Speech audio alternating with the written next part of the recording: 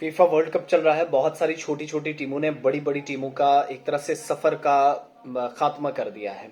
और पहली कोई अफ्रीकन मुस्लिम कंट्री मोरक्को बनी है, या जैसे आप मोराकेश कहते हैं। उसने एक बार फिर से 22 नंबर पर होने के बावजूद 9 नंबर की बड़ी टीम को शिकस्त देकर एक बड़ा ख्वाब दुनिया भर के उन मुसलमान टीमों को, उन खिलाड़ियों को, नौजवानों को, उन लोगों को जो महज ख्वाब देखते हैं, बल्कि ख्वाब को कैसे शर्मिंदा ताबीर करना है, ये दिखा दिया, सिखा दिया। अब डिटेल्स क्या है फटाफट से मैं बताऊं। और ये मोराकश की जो टीम है, जिसे मोरक्को भी कहा जाता है, अफ्रीका का छोटा सा मुल्क है, मुसलमान है यहाँ पर। 99% आबादी मुसलमान है, कल्चर इस्लामिक, सारी चीजें हैं। और सेमीफाइनल में पहुंचने वाली ये पहली अफ्रीकी और मुसलमान टीम है जिसने सेमीफाइनल में अब मुकाबला जो है फ्रांस से करना है, क्योंकि फ्रांस बर्तानिया को हरा चुका है।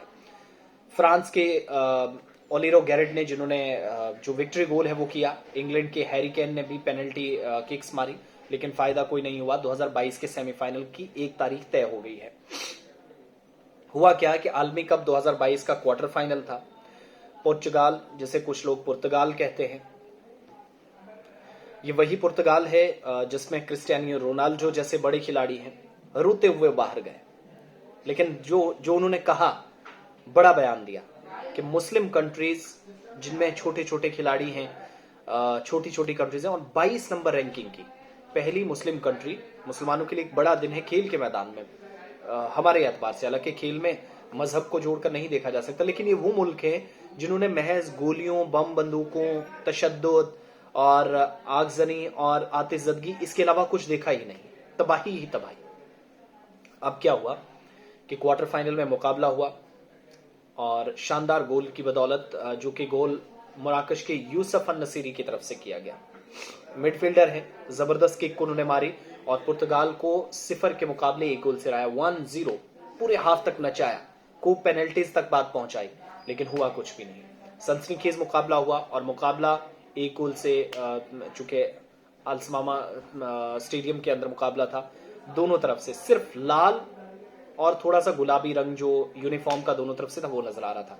इसके बाद सजदे, नवाफिल, और 1 लाख से ज्यादा लोगों ने पहली मर्तबा आयतुल कुर्सी एक साथ पढ़ी है। वर्ल्ड रिकॉर्ड बना है, 1 लाख से ज्यादा लोगों ने ग्राउंड के अंदर।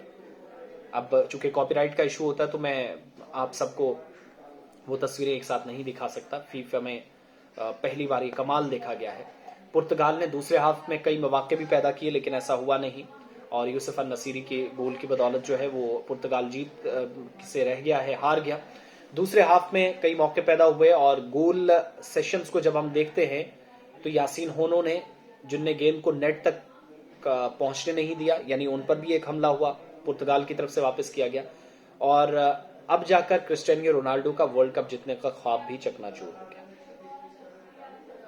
आयतल कुर्सी 1 लाख लोगों ने एक साथ पढ़ी, आप ये भी देखिएगा। और स्टेडियम में मोराकश ने जब जीत पैदा की तो इस बार जबरदस्त चीजें देखने को मिली। 52वें मिनट में रोनाल्डो को एक बार फिर से मुतबादिल के तौर पर उतारा गया, लेकिन बात न बनी। 83वां मिनट था, अपनी टीम को एक और मौका दिया, नहीं हुआ। इसके अलावा फेल्कस ने रोनाल्डो को फिर पास दिया, गोल पर निशाना लगाया, लेकिन उन्होंने जबरदस्त बाएं तरफ छलांग लगाई, रोक दिया। ये सारा सिलसिला पूरे दिन चला है। मोराकश फीफा वर्ल्ड कप की तारीख में पहली ऐसी अफ्रीकी मुसलमान टीम है जो सेमीफाइनल में पहुंची, और उसने इससे कबल 1990, सेनेगल में 2002 और घाना में 2010 क्वार्टर फाइनल में इससे पहले खेले, लेकिन कभी नहीं पहुंच सकी। 1990, 2002, 2010। लेकिन मुसलमानों के लिए बड़ा दिन, खेल को पसंद करने वालों के लिए बड़ा दिन, मोराकश को पसंद करने वाले या मोरक्को को पसंद करने वाले लोगों के लिए बड़ा दिन। क्रिस्टियानो रोनाल्डो की टीम नंबर 9 को टीम नंबर 22 ने हरा दिया। तो उसके बाद आयतल कुर्सी पढ़ते हुए, नवाफिल अदा करते हुए, नमाजें अदा करते हुए जो मनाजिर खूबसूरत देखे गए अल्समामा स्टेडियम के अंदर कतर में, जहां फीफा वर्ल्ड कप हो रहा है, उसने दुनिया भर की नजरें अपनी जानिब मुतवज्जे करवाई। तो ये बहुत बड़ा दिन है खेल जगत के लिए।